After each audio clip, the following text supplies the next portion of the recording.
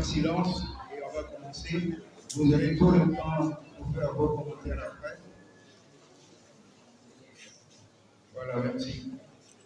Je voudrais, de prime abord, en mon nom personnel et au nom de tous ceux qui m'accompagnent, notamment les membres de Vision Côte d'Ivoire, et faire un certain nombre de réflexions, adresser d'abord à la direction générale de l'IDES nos remerciements pour cette aimable invitation qui nous a été transmise pour pouvoir partager avec vous ce moment heureux ce matin. J'avoue que quand nous avons reçu l'invitation, nous nous sommes posé quelques questions sur l'opportunité, notamment de nous entretenir avec vous.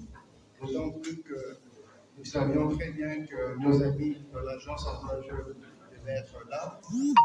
Et pour nous, l'agence Emploi Jeunes, c'est vraiment le référent ici en Côte d'Ivoire, pour pouvoir notamment.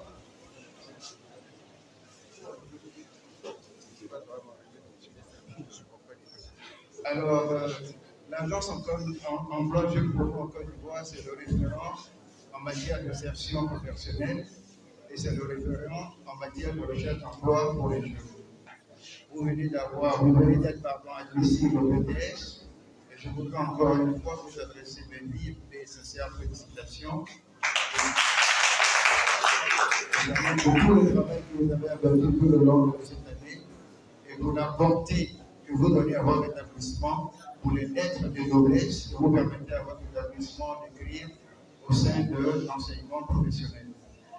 Alors, on nous a demandé de vous entretenir sur le thème de l'employabilité ou bien ce qu'on pourrait appeler la problématique de l'emploi des jeunes.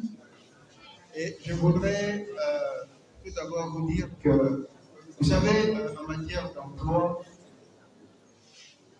lorsque vous obtenez votre diplôme, lorsque vous avez tous les diplômes requis, tant que vous n'avez pas à franchir la barrière du monde professionnel, c'est un parcours de combattant qui vous attend.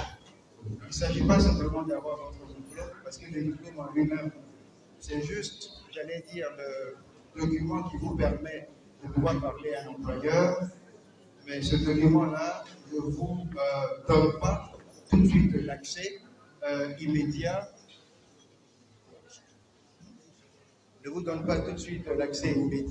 notamment au monde professionnel. Il vous permet d'être en contact avec le monde professionnel, il vous permet de taper à la porte du monde professionnel et vous permet de pouvoir notamment bénéficier, j'allais dire, d'un entretien avec un professionnel du milieu pour savoir si oui ou non vous serez embauché par la suite. Alors cette problématique de l'emploi, notamment des jeunes, je voudrais le présenter donc sous trois formes. La première, c'est pour vous parler d'abord du problème de l'emploi en tant que tel. La seconde, vous entretenez sur la notion de l'entrepreneuriat. Tout à l'heure, madame de l'agence Emploi Jeune vous a dit que l'emploi jeune était dans le milieu, notamment dans lequel vous pourriez donc bénéficier de soutien pour initier donc toute aptitude à l'entrepreneuriat. Et enfin, je vous parlerai des perspectives et des approches de solutions qui peuvent également s'offrir à vous et vous amener à franchir donc le milieu du monde professionnel. Alors, il faut savoir déjà que de manière générale, en Afrique subsaharienne francophone, les jeunes de moins de 35 ans, donc nous sommes, vous allez dans votre tranche d'âge, représentent plus des 2 tiers de la population. Et pourtant, tous ces jeunes-là sont exclus de tous les processus économiques. Les jeunes diplômés, comme vous, sont durement frappés par le chômage et les non-diplômés, évidemment, sont frappés par le sous-emploi et occupent des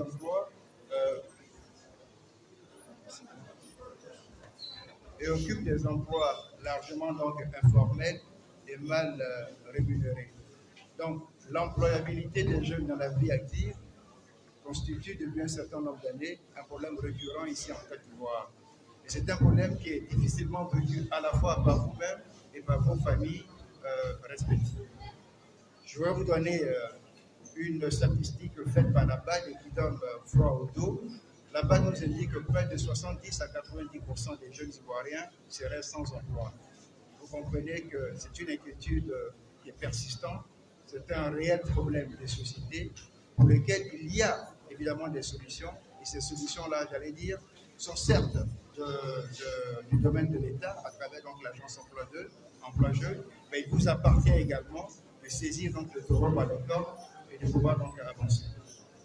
Alors, comment on pourrait définir donc l'emploi? Vous savez que les principaux freins, de manière générale, à votre employabilité, à l'employabilité des jeunes, réside dans ce qu'on a appelé l'inadéquation du cursus d'enseignement face aux perspectives d'emploi qu'offre à la fois l'État et qu'offre à la fois le secteur public. Vous avez des cursus universitaires qui sont faits et qui ne sont pas adaptés au monde professionnel. Donc,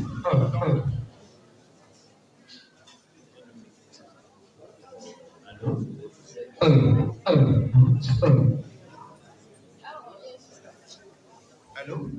Allô? C'est bon là? Allô? Voilà, merci.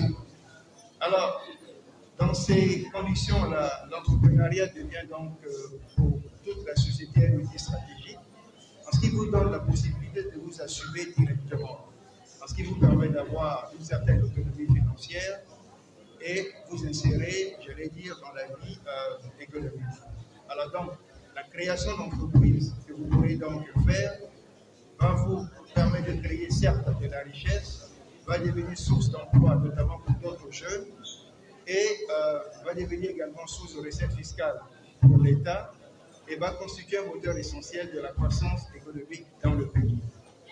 Alors, comment on pourrait définir l'emploi? Qu'est-ce que c'est l'emploi? Vous savez, l'emploi se définit comme l'exercice d'une profession dans le cadre d'une activité rémunérée par un salaire. Donc, dès lors que vous recevez un salaire, on estime que vous êtes employé. Vous voyez? Donc, il s'agit en fait d'un contrat qui est signé entre un employé et un employeur, contrat à l'issue duquel vous percevez un salaire. Et vous avez plusieurs types de salaires sur la place. On peut parler de traitement salarial lorsqu'il s'agit, par exemple, d'une personne publique, notamment donc l'État. On peut parler de salaire lorsqu'il s'agit d'un employeur, personne morale ou d'une personne physique qui vous emploie. On peut parler de l'horaire quand il s'agit des avocats, des notaires. On peut également,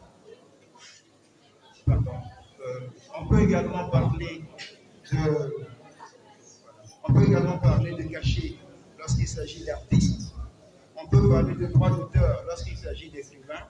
Et on peut parler de prélèvement sur le résultat, notamment pour les autres professions non libérales. Tout cela, c'est le salaire.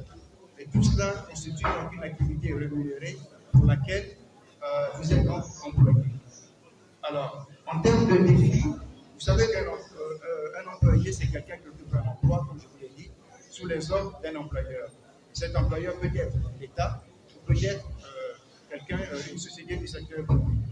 En deux termes, pour faire plus simple, c'est celui qui travaille pour le compte de quelqu'un d'autre. Alors, quels sont les avantages à être employé? Évidemment, vous me parlerez de la sécurité du salaire, c'est vrai.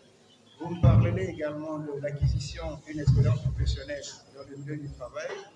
Vous pouvez également avoir un mentor ou bénéficier d'un tutorat. Et puis vous avez ce qu'on pourrait donc appeler la sécurité sociale. À ces avantages-là, évidemment, sont associés des inconvénients. Le premier des inconvénients, c'est la perte de votre emploi et donc retomber dans le milieu du chômage. Et lorsque vous n'êtes pas productif, lorsque vous perdez confiance en vous-même et lorsque vous n'êtes pas épanoui dans ce que vous faites, vous pouvez retomber, j'allais dire, dans le milieu du chômage et perdre votre emploi. Ce sont donc les inconvénients associés donc à cela. Alors, comment rechercher maintenant un emploi? Vous savez, l'embauche d'un individu est conditionnée par non seulement ses compétences, mais encore par la manière dont celui-ci se signale sur le marché. Pour faire simple, c'est la manière dont celui-ci se vend sur le marché. Vous avez votre éducation, vos diplômes, votre expérience professionnelle constituent pour vous des moyens de signalement. C'est ce qui vous permet d'aller vers le marché. Maintenant, en termes de recherche d'emploi, ce n'est pas une improvisation. Vous ne pouvez pas vous lever comme ça, vous dire, je vais à la recherche d'un emploi, je vais m'adresser à telle entreprise. Il y a des prérequis que vous devez absolument donc satisfaire pour pouvoir donc rechercher un emploi. Alors, l'un des premiers prérequis consiste à la rédaction d'un curriculum vitae. Vous pensez que j'ai entendu quelquefois certains étudiants ou certaines personnes dire que rédiger un curriculum vitae paraissait donc une tâche facile, ce qui est extrêmement donc faux, parce que ce document-là, vous devez le rédiger dans une certaine forme. Il doit présenter certaines caractéristiques pour qu'il soit attractif vis-à-vis de votre employeur. Vous savez qu'en moyenne, l'employeur passe 40 secondes à lire un CV. Donc si pendant ces 40 secondes, vous n'arrivez pas à attirer son attention, il passe au CV suivant. Donc vous devez absolument, votre CV doit absolument se distinguer des autres CV. Il doit être pertinent, il doit vous mettre en valeur, il doit vous mettre en relief, il doit permettre à l'employeur qui lit votre CV de dire « Moi, j'ai absolument besoin de parler à M. X, j'ai besoin de parler à mademoiselle Y, et c'est cela qui rend la pertinence de votre CV. » Alors, les éléments qui doivent figurer dans votre CV. Le premier élément, c'est ce qu'on appelle l'approche.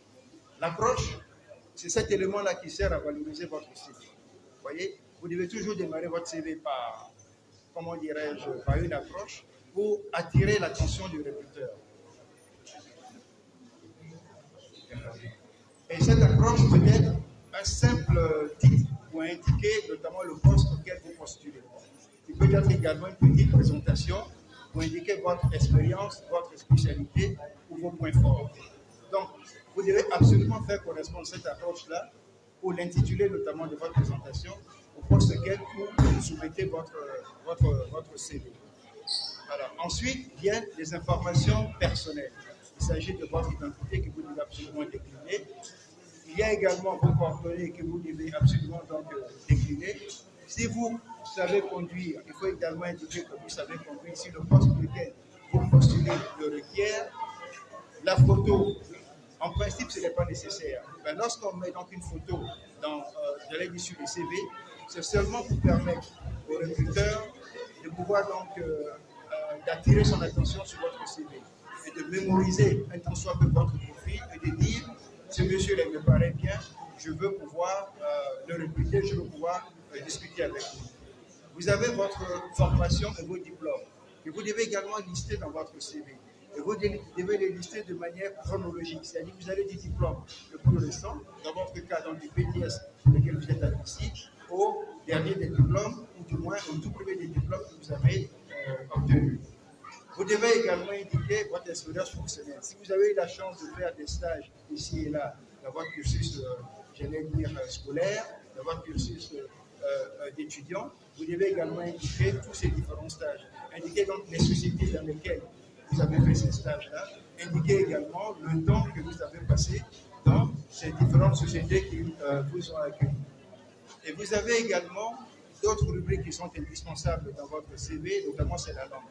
Si vous postulez dans une entreprise qui tourne vers l'international, pour laquelle la langue étrangère, notamment l'anglais de manière générale, est requise, indiquez si vous avez des notions en anglais ou si vous parlez l'anglais de manière courante. Vous avez également la rubrique informatique. Vous devez donc l'indiquer pour noter vos notions, vos connaissances en matière informatique. Et le dernier élément que vous devez donc indiquer, ce sont les loisirs. Les loisirs permettent de créer toujours un point de contact avec celui qui vous recrute. Parce que si vous avez des loisirs identiques à votre recruteur, ça permet de servir de point de base, de point de démarrage de vos discussions. Vous allez vous rendre compte que vous allez passer peut-être 15 minutes à parler de vos loisirs et peut-être 10 minutes à parler de votre CV en tant que tel. Parce qu'il a besoin, quelque part, le recruteur, de s'approcher à un élément pour pouvoir donc échanger avec vous. Vous voyez, donc, en résumé, je voudrais donc résumer donc, ce point-là. Vous dire le premier élément que vous devez marquer dans votre CV, c'est placer les informations relatives à votre état civil. Le deuxième, c'est insérer donc votre approche. Le troisième, c'est indiquer votre formation et le détail de votre expérience professionnelle, le cas échéant. Le quatrième élément, c'est indiquer donc les différentes rubriques en matière de langue et d'informatique. le cinquième élément, c'est indiqué la rubrique loisirs. L'autre élément qui doit absolument donc accompagner votre CV, c'est cet élément qui va vous différencier des autres candidats. C'est ce qu'on appelle la lettre de motivation. Vous savez, en tant qu'employeur, lorsque j'étais dans mes différentes fonctions passées, et même aujourd'hui dans ma fonction actuelle, le premier élément que je lis quand je reçois un CV, c'est d'abord de lire la lettre de motivation. Parce que la lettre de motivation doit me parler, elle doit m'interpeller. Parce que c'est cette lettre de motivation-là, à travers cette lettre de motivation, que vous répondez, je l'ai dit, à l'employeur. Vous devez vous différencier, notamment des autres candidats. Vous devez me montrer dans votre lettre de motivation ce qui doit m'amener, moi, employeur, à vous interpeller, à vous inviter donc à un entretien d'embauche. Vous voyez? Donc cette lettre de motivation doit être riche en éléments dans lesquels vous mettez, comme on l'appelle en avant, vos atouts, et dans lesquels également vous mettez donc en avant les atouts de l'entreprise que je suis censé donc représenter. Vous voyez? C'est quelque chose j'allais dire, de très pertinent. Et cette lettre de motivation, je vous le dis pour votre attention, elle doit être écrite sans rature ni bifure. Et il faut absolument qu'elle ne comporte aucune faute d'orthographe. Vraiment, j'insiste et je le répète, aucune faute d'orthographe. Moi, je me suis amusé à lire les lettres de motivation en passant le bic rouge là-dessus. Et je vous ai dit que tous ces candidats pour lesquels il y a une seule bifure de bic rouge sur leur lettre de motivation, ces candidats n'ont pas été invités à un quelconque entretien d'embauche. Parce que si vous n'êtes pas capable, en une page, de me dire ce que vous représentez, ce que représente mon entreprise, et pourquoi je dois vous inviter à l'entretien, et je lis et que je me rends compte qu'il y a beaucoup de fautes dans mon lettre de motivation, je me dis que ce candidat-là n'est pas encore prêt à franchir donc le cap du monde professionnel. Alors, pourquoi faut-il que votre lettre de motivation accompagne votre CV? Parce que moi, en tant qu'employeur, j'ai besoin de vous connaître. Et le seul moyen pour moi de vous connaître, c'est de lire cette lettre de motivation.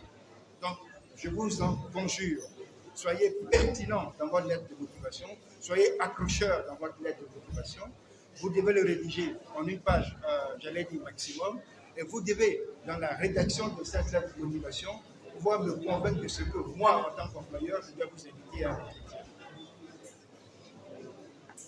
Alors, je voudrais, après avoir parlé donc de l'emploi, parce que pour être employé, nos amis donc, de l'agence emploi jeunes sont là et vont vous le confirmer, tout passe d'abord par la rédaction d'un CV. Ensuite, d'un CV accompagné d'une lettre de motivation qui va évidemment déboucher sur, j'allais dire, un entretien d'embauche, lequel entretien d'embauche, avec un peu de chance, peut déboucher sur un emploi. Donc tout passe par là. C'est pour cela que l'agence emploi jeune tout à l'heure, notamment quand Madame le disait, vous invite à rentrer en contact avec eux, vous invite à des prestages à leur propre niveau, vous invite à discuter avec des conseillers donc en emploi, pour notamment pouvoir vous former, vous aiguiller, vous donner les armes, notamment en termes de rédaction d'un CV, en termes de rédaction d'une lettre de motivation, en termes de présentation donc à un entretien, en termes de comment vous tenir aussi également à un entretien, ce que vous devez dire, ce que vous ne devez pas dire à l'occasion d'un entretien. Nous allons maintenant passer à l'entrepreneuriat en tant que tel. Nous allons définir d'abord l'entrepreneuriat et puis dire qui peut entreprendre de manière générale. Vous savez que entrepreneur vient du mot, bien évidemment, entreprendre, qui veut dire commencer à faire quelque chose. Dans le principe, tout part d'une idée qu'on mûrit pour aboutir à la création d'une entreprise. Si aujourd'hui, je veux dire, j'ai une superbe idée, je suis convaincu de mon idée, et que cette idée-là peut apporter beaucoup à la communauté dans laquelle je vis, je deviens alors un entrepreneur. Parce que j'écris un projet, je le formalise dans un plan d'affaires, et j'essaie de convaincre les investisseurs de m'accompagner dans mon projet pour que mon projet puisse voir le jour. Donc, le faisant, je prends tout de suite l'habit d'un entrepreneur. Alors, qui peut entreprendre? Vous savez, il y a 5 éléments essentiels qui motivent un entrepreneur. Le premier, c'est la créativité. Vous devez être capable d'innover en permanence. Lorsque vous êtes entrepreneur, il faut que vous soyez capable d'innover en permanence par rapport à qui? Par rapport à la concurrence, par rapport au marché dans lequel vous évoluez. Le deuxième, c'est la rigueur dans votre travail. Vous vous devez faire preuve d'humilité, vous devez être capable notamment de gérer, j'allais dire, votre équipe, je l'ai dit tout à l'heure, et avoir le recul nécessaire par rapport à vous-même, par rapport à vos activités, pour pouvoir vous remettre en cause quand il y a un couac quelque part. Le quatrième élément, vous devez avoir confiance en soi, parce que lorsque vous avez un projet, et que vous êtes passionné par votre projet, et que vous présentez votre projet, et qu'on voit de la passion, notamment dans la présentation de votre projet, tout de suite, on a approché, on a envie de vous écouter, on a envie de voir ce qu'il y a derrière ce projet. Et le cinquième élément, c'est le leadership. Vous devez être un bon leader.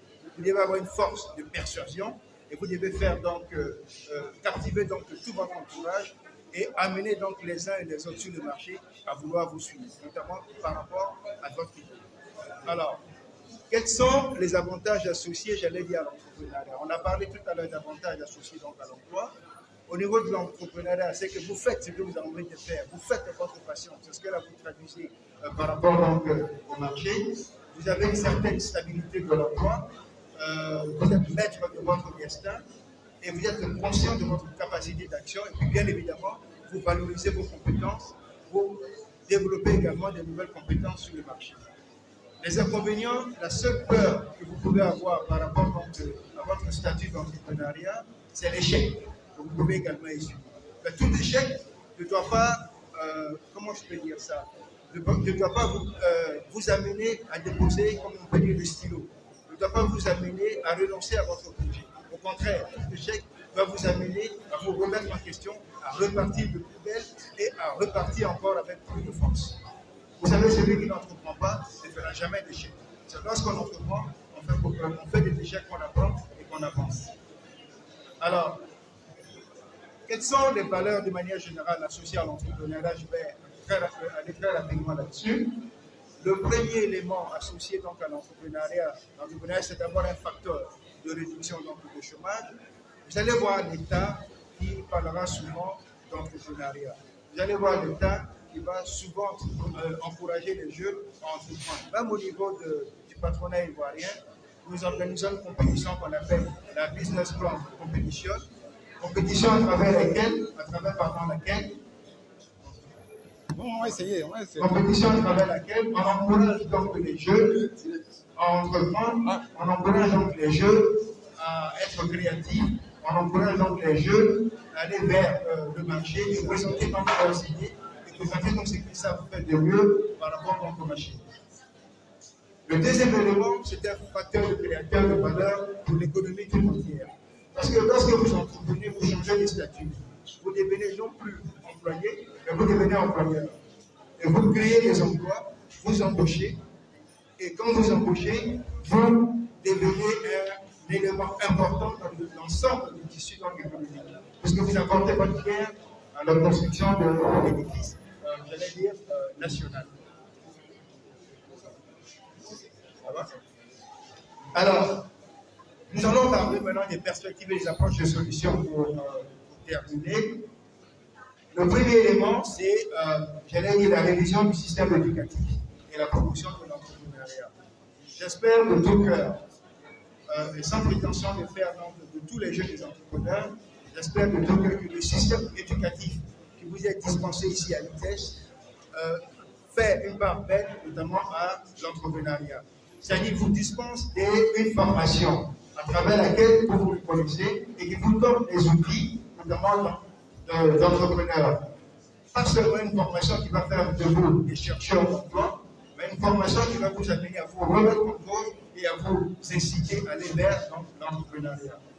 Alors, ensuite, vous savez que l'instruction en elle-même est certes intéressante, mais c'est surtout à travers les outils de formation et surtout les stages que vous pourrez entreprendre en entreprise, et c'est cela à quoi se destine l'agence emploi-jeu, que vous pouvez réellement apprendre et être pertinent sur le marché et vous vendre par rapport à l'ensemble du marché.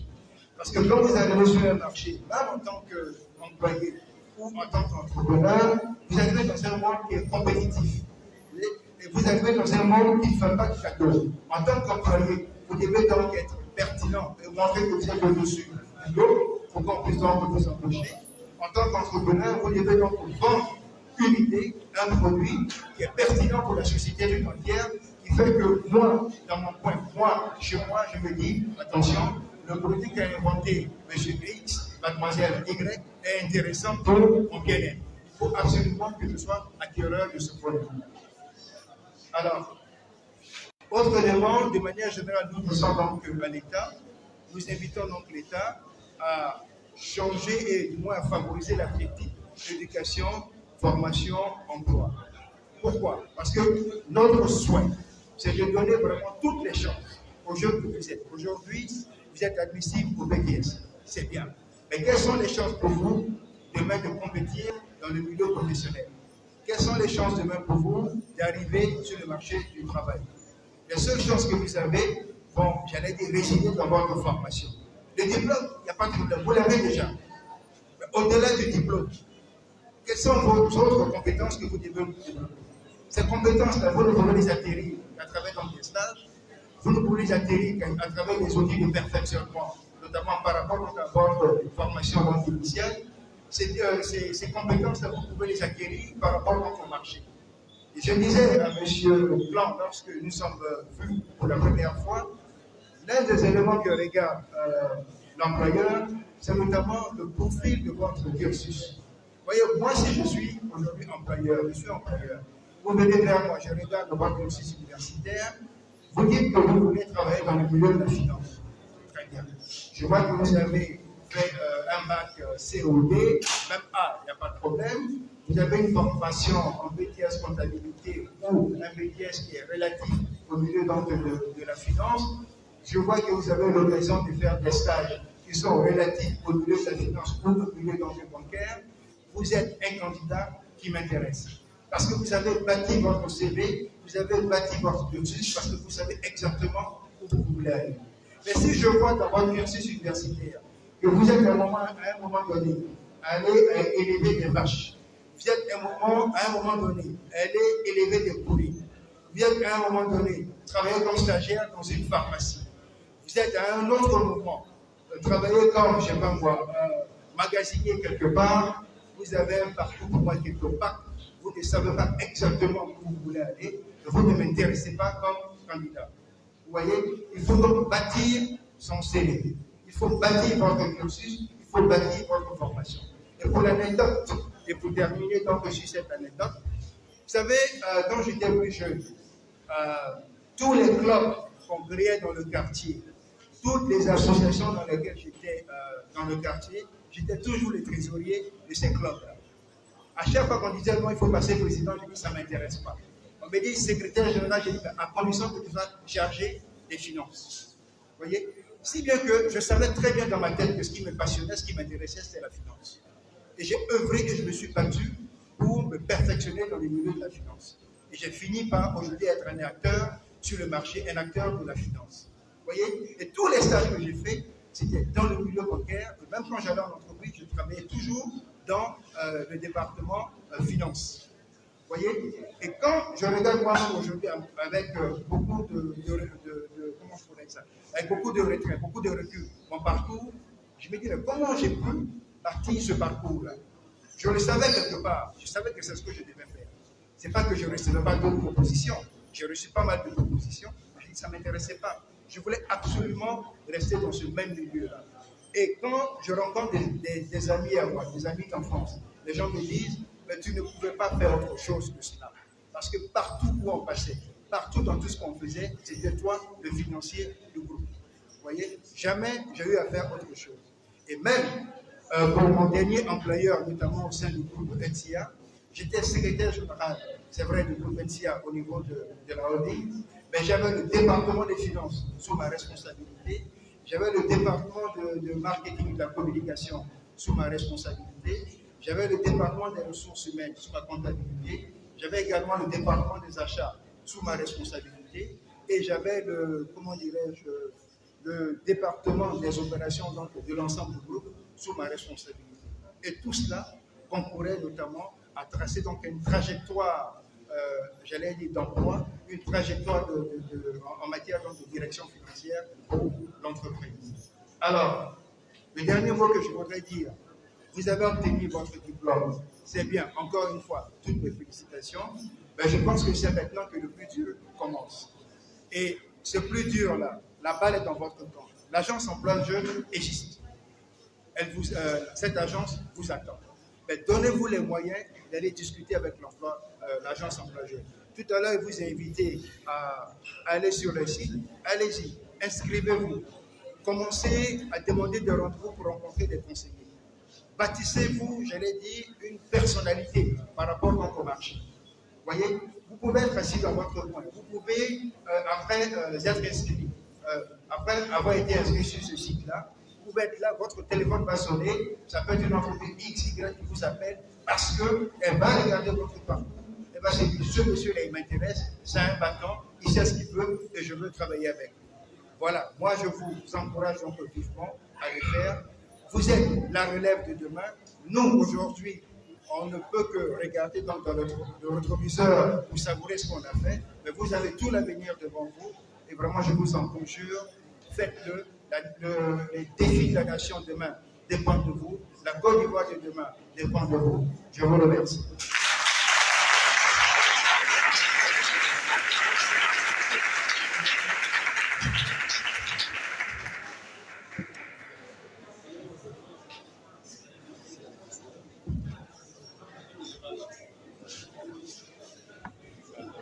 En tout cas, c'est le président de l'incident.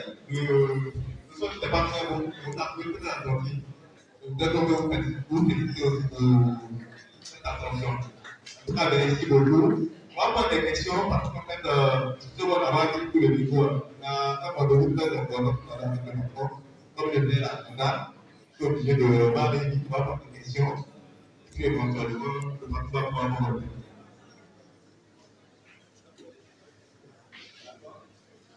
Commence par qui?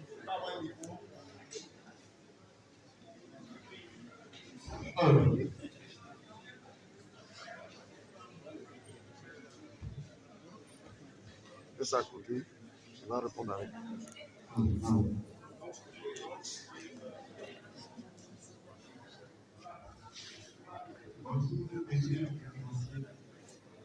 Je me nomme Philippe Odégion, étudiant en médecine agroalimentaire. Et je suis professeur de J'aimerais aborder sur deux points qui sont un peu importants pour moi. D'abord, le premier point, c'est vous avez insisté sur la lettre de motivation. Et vous avez dit que nous devons éviter certaines fautes.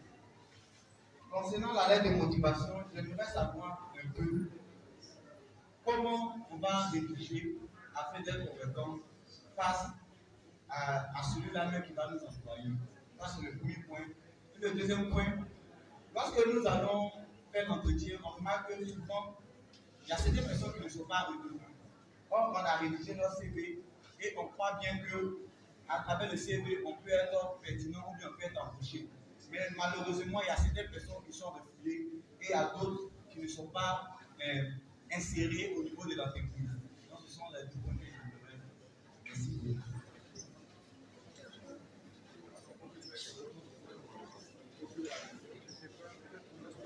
On va prendre trois questions. Ah, parce que moi, il y a un micro là-bas.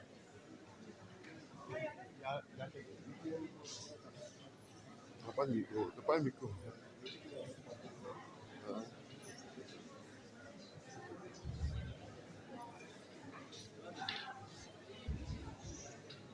Bonjour, monsieur le conseiller. Au moment où vous avez remarqué que la moitié de la salle sautait. C'est parce qu'on n'entendait pas. Donc, moi, je souhaiterais que vous résumez en 4 points tout ce que vous avez dit là. Parce que de ce que vous avez dit, je n'ai rien compris, franchement.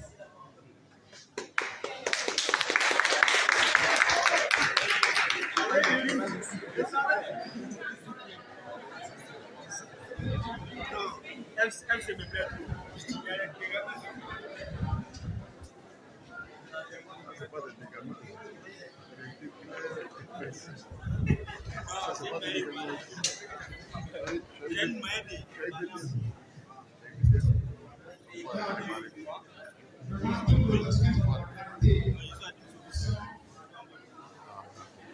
tout a laissé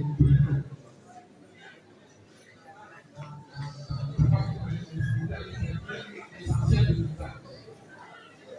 On n'a pas le droit, tant qu'il faut faire une église, des autres pactons dans la culture. Mais je voulais savoir si ceux qui sont devant là, vous avez au moins servi le message. De sorte à réveiller nos camarades. C'est très difficile, peut-être avec le support que nous avons, vidéo, ça nous permet d'augmenter notre position, d'utiliser, de travailler avec la télévision pour que nous nous bien. Parce que je disais tantôt que c'est une information pour vous. Quand vous envoyez vos CV, on remarque des erreurs que vont vous avez corrigées. Et c'est un truc que vous ne pas faire. C'est pour tout ça qu'on a dit, personne ne saute. Comment il faut répéter les trucs? Oui. Et donc, je crois qu'il y a des questions. Vous avez suivi tout ce qui a été développé. Donc, on vous écoute maintenant. Posez des questions. Excusez-moi.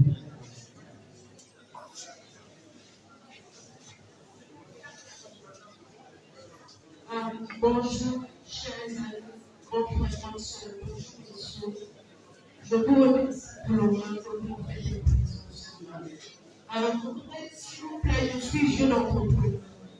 Et j'ai commencé, ça fait peut-être 2 ans que je suis là. Et j'aimerais savoir, après le BTS, parce que j'ai commencé cette année, je vais passer au BTS. J'aimerais savoir, après le BTS, combien de temps devrais-je faire dans mon entreprise avant de commencer à entreprendre? Parce que je sais qu'il faudrait que j'ai la formation entreprise d'abord, avant de pouvoir commencer moi-même à m'installer dans le milieu du marché. Je voudrais savoir combien de temps j'aurai à faire en entreprise. Qui d'autre?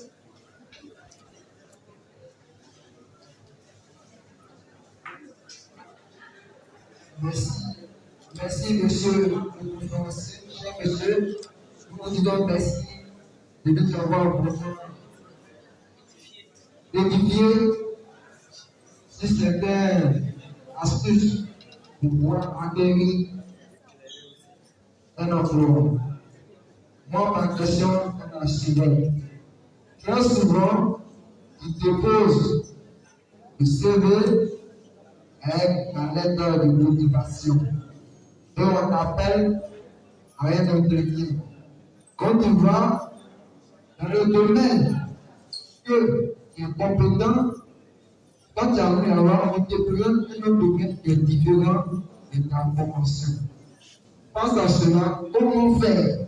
Soit on refuse, soit on accepte, je ne sais pas. Voici ma question. Merci.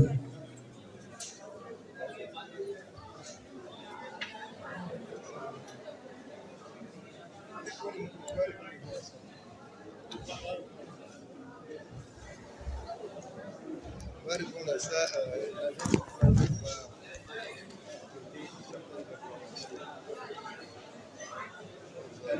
Allô.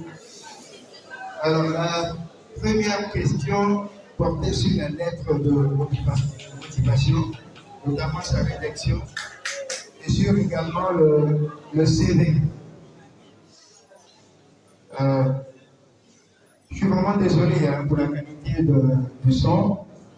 On va faire l'effort quand même de vous donner les éléments.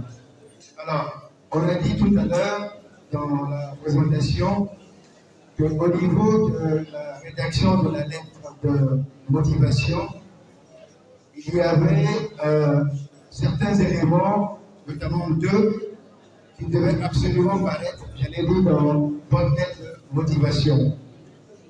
La première, c'est notamment faire une sortie pour propre atouts par rapport donc à l'ensemble des autres concurrents, parce qu'il va sans dire que lorsque vous postulez un emploi, vous n'êtes pas le seul. Comment vous devez vous différencier des autres candidats? Cette différence-là doit transparaître dans la lettre de motivation. Pourquoi vous postulez à ce poste? Vous devez le dire. Pourquoi vous pensez que vous êtes parmi les meilleurs, sinon les meilleurs, pour avoir ce poste? Vous devez également le dire. Pourquoi vous demandez à l'employeur d'être en face de ne s'intéresser qu'à vous et non aux autres candidats? Vous devez également le dire. Qu'est-ce que vous pensez apporter donc à l'entreprise? Qu'est-ce qui, en un mot, vous motive par rapport à cette entreprise? Pourquoi vous décidez de postuler par rapport à l'entreprise A et non par rapport à l'entreprise B? Vous devez être très clair là-dessus. C'est là-dessus que va se faire la différence. Vous voyez, le CV en lui-même, qu'est-ce qu'il comprend? Il comprend votre état civil et vos formations. C'est tout. Je ne suis pas avancé de savoir que vous vous appelez monsieur Intel, que vous êtes né à Abidjan ou à l'intérieur du pays, que vous avez fait l'ITES ou bien que vous avez fait, je ne sais pas moi, une autre grande école. Ça ne m'avance pas. Ce qui m'avance, c'est la qualité de votre formation. Vous voyez? Et puis c'est surtout ce que vous mettez dans votre lettre de motivation. Vous voyez? Parce que quand moi je reçois en tant qu'employeur plusieurs CV, je mets les CV de côté, je commence par lire d'abord les lettres de motivation. Et quand je vois que par exemple M. X me dit dans sa lettre de motivation qu'il est le meilleur et qu'il peut m'apporter ça au niveau de l'entreprise, que par rapport à mon entreprise, voilà les points faibles de mon entreprise, voilà le besoin que lui par rapport à cela, il peut être un atout pour moi, je dis waouh, j'ai besoin d'écouter ce monsieur. Vous voyez? Je dis il faut absolument que je parle avec ce monsieur. Parce que ce monsieur, il est à l'extérieur de mon entreprise. Il a pris suffisamment de recul par rapport à mon entreprise. Et par rapport à cela, il peut avoir quelque chose à me dire. Il peut me donner une information que moi et mes différentes équipes n'ayons pas été à même de capter. Dans ces conditions, je dis, convoquez-moi monsieur Intel ou mademoiselle Intel pour que j'ai un entretien avec eux. Vous voyez, c'est cela, la lettre de motivation. Alors, tout à l'heure, je vais prendre cette question à la fin. Vous avez parlé de formation en entreprise, de combien de temps? Il n'y a pas de temps, j'allais dire minimum ou au maximum, pour ensuite aller entreprendre. Là aujourd'hui, l'année prochaine, vous avez eu cette année, je pense que vous allez faire votre BTS. Si vous sortez d'ici, que vous êtes illuminé avec une super idée, et que vous êtes convaincu de cette idée, et que vous savez que cette idée peut apporter un changement dans la vie de vos concitoyens, de vos concitoyens, vous devenez entrepreneur. Vous voyez, vous devenez entrepreneur.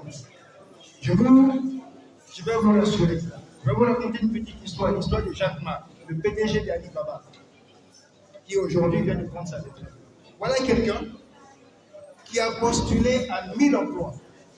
À chaque fois, il a été récalé. Même quand ils étaient deux, on le récalait.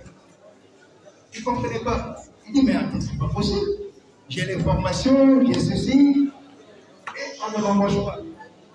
Il s'est dit, bon, comme on ne veut pas m'embaucher, moi je vais trouver, il faut absolument que je trouve quelque chose à faire pour m'occuper. Et il a créé la plus grande plateforme de vente en ligne dans le monde. Aujourd'hui, il est le numéro 1 des ventes en ligne dans le monde. Il a gagné tellement d'argent, aujourd'hui c'est lui qui emploie le plus grand nombre de personnes. Et quand il prend du recul par rapport à son parcours, il en rit. Il dit, mais si c'est cette même entreprise-là que j'ai créée qui devait certainement m'embaucher, jamais elle m'aurait embauché. Puisque pour tous les postes auxquels j'ai postulé, jamais j'ai été embauché. Vous voyez, c'est une idée géniale qui lui est venue. Il n'a pas eu besoin d'acquérir, j'allais dire, une certaine expérience professionnelle, et il a tout de suite affronté le monde de l'entrepreneuriat. Donc, soyez-en rassurés. Si vous avez une idée qui est mature, une idée qui peut toucher le plus grand nombre, vous devenez, j'allais dire, entrepreneur. L'une des questions, c'était donc, si j'ai bien compris,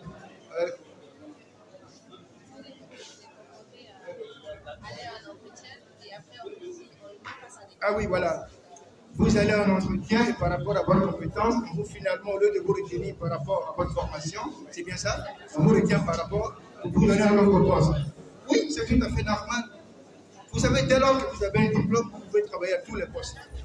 Il faut que vous mettiez ça dans la tête. Et je vais parapher le président Foubaï, à son âme qui décède. Tout Ivoirien qui est diplômé peut servir à tous les postes de l'État. Et c'est vrai. Vous n'avez pas besoin d'être diplômé en finance pour travailler forcément dans une banque. Vous n'avez pas besoin d'être diplômé en sociologie pour être le plus grand sociologue de la place. Non. Dès lors que vous avez un diplôme, tous les postes qu'on vous présente, vous pouvez travailler à ces postes. Pourvu qu'on vous donne par derrière la formation complémentaire. Dès lors que vous avez cette formation complémentaire, vous êtes à même de servir à tous les postes. Et peut-être même d'en devenir le meilleur. Vous voyez? C'est comme, je vous donne un autre exemple par rapport à cela. Vous savez, aux États-Unis, contrairement au cursus français, francophone, de manière générale, dans le cursus francophone, quand vous avez un bac A, vous ne pouvez que faire des métiers littéraires. Mais ce n'est pas vrai aux États-Unis. Vous pouvez faire un bac A, un bac en sociologie, un bac en philosophie, et puis aller faire un master en mathématiques. Ou vous pouvez rentrer dans le domaine de la médecine, ou faire un master en finance. Vous savez, quand je faisais moi mon master aux États-Unis, on était 15 dans notre classe, et le premier jour de la rentrée académique, le prof principal a présenté les différents postulants à ce master. Et on avait un jeune chinois parmi nous qui, lui, venait de faire un bachelor en psychologie. Intérieurement, je me suis dit, oh là, voilà les derniers de notre promotion qu'on vient de nous présenter. Parce que tous ceux que nous avons présentés avant, ils avaient une expérience professionnelle en maths, en finance, ils avaient, j'allais dire, travaillé dans le milieu professionnel, et chacun avait au moins 3 à 4 années d'expérience professionnelle derrière. Et ce jeune-là, il venait de faire son bachelor, et il avait été admis sur concours, notamment à ce master. Et il avait quoi? Un bachelor en psychologie. Alors, tous on le regardait. Moi, intérieurement, je disais à un ami ghanéen qui était avec moi dans cette formation, tu vois, voilà les derniers de notre cursus. Là, à la fin de l'année, quand on est arrivé à la fin de l'année, il était le deuxième de notre promotion. Vous voyez, pourtant, il n'avait jamais fait de finance. Il n'avait jamais fait de comptabilité. Il ne connaissait rien aux matières scientifiques. Mais comme il ne connaissait rien aux matières scientifiques, il a pris le temps d'apprendre. Il a pris le temps de poser les bonnes questions. Quelquefois, quand il posait des questions, on estimait qu'il nous retardait. On estimait qu'il perdait notre temps. Au fond, c'est à la fin de la formation que nous avons compris que, quel que soit votre niveau de formation, quel que soit le cursus, vous pouvez faire tout ce que vous voulez faire dans la vie. Pour répondre à cette question. Je vais rebondir un peu sur la question. Pour éviter en fait d'être confronté à ce genre de situation aussi. Avant de déposer votre candidature, c'est-à-dire votre CV en entreprise, il faut lister d'abord les entreprises dans lesquelles vous pouvez participer. Ça, c'est un premier point.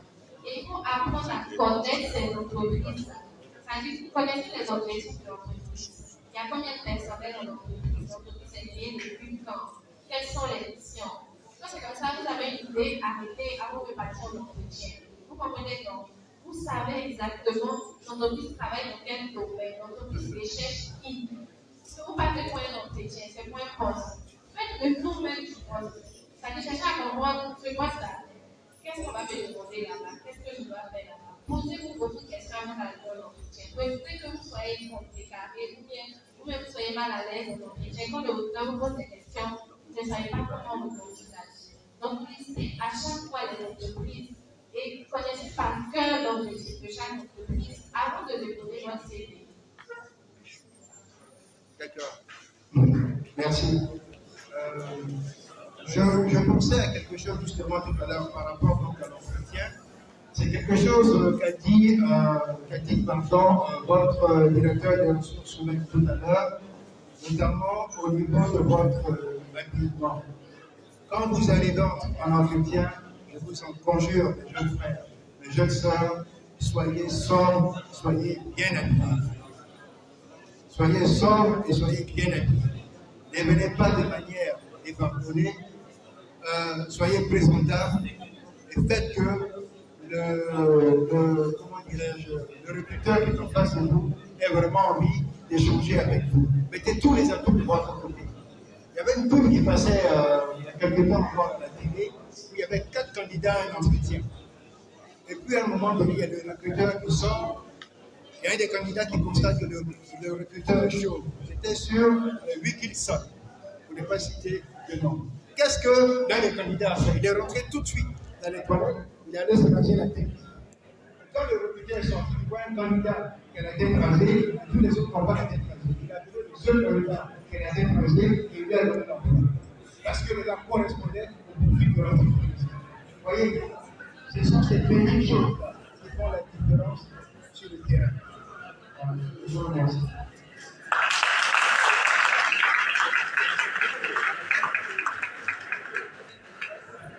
Je crois que plus ou moins satisfait, non? Qu'est-ce qu'on fait?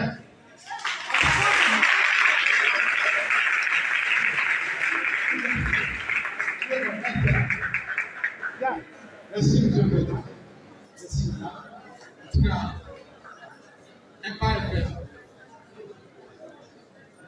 Il y a là-bas un peu pour ce qui est du programme. Nous avons 2 comités qui sont arrivés. J'avais annoncé la participation du réseau des anciens. Une pièce informée depuis que l'école existe, beaucoup de cas, beaucoup d'étudiants d'abord avant qu'ils deviennent cas. Il y a un réseau des étudiants qui sont ex-étudiants politiques, pas étudiants. Des étudiants donc en réseau. Et voici donc leur président ici qui vient volontiers, qui vient retenir un petit mot. Mais il ne le dira pas tout de suite, juste volontiers. Et après on revient. Monsieur. Bonjour chers camarades, je suis Lionel Doro, voilà, de la promotion 2005-2007. Voilà. J'étais à ITES ici en maintenance informatique industrielle. Aujourd'hui, je suis au ministère de la Justice en tant que juriste informaticien. Voilà. On aura encore le temps d'échanger ensemble.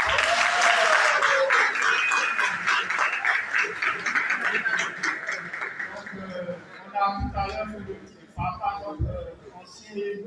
Voilà. Encore mes félicitations pour votre métier et beaucoup de courage pour la suite.